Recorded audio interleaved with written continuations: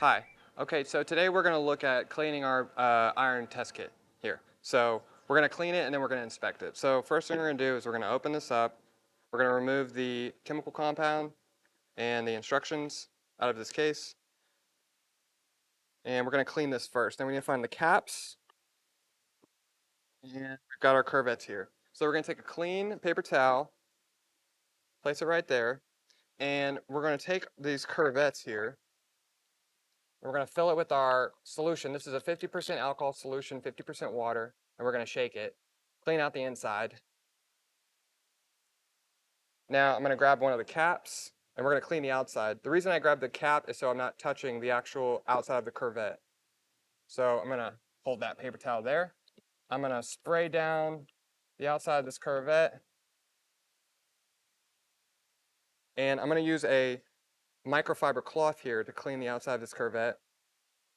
And I'm looking for smudges. This is a light sensitive device, so the outsides of these curvettes need to be extremely clean.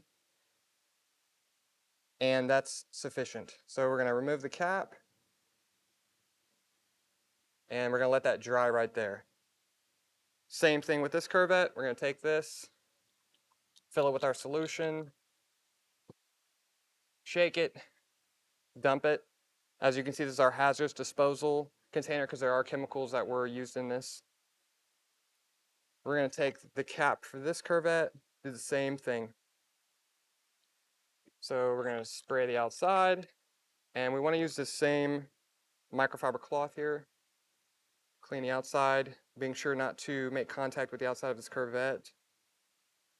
And we're looking for smudges, any kind of debris, and that looks good.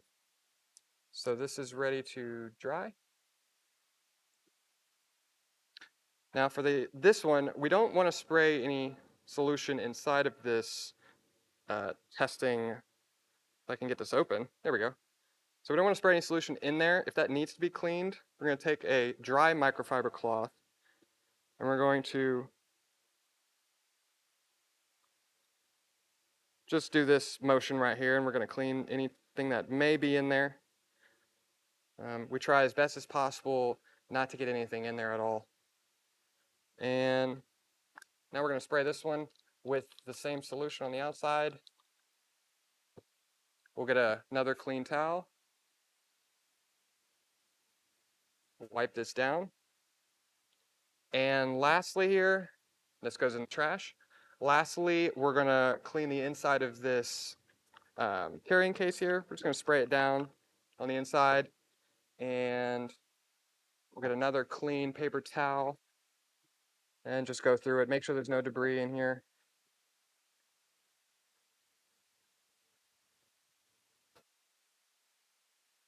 Okay, looks pretty good. Now for the outside.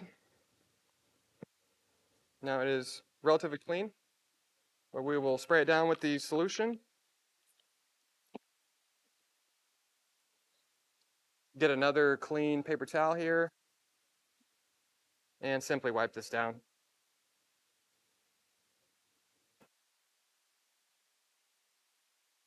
Okay, that looks good.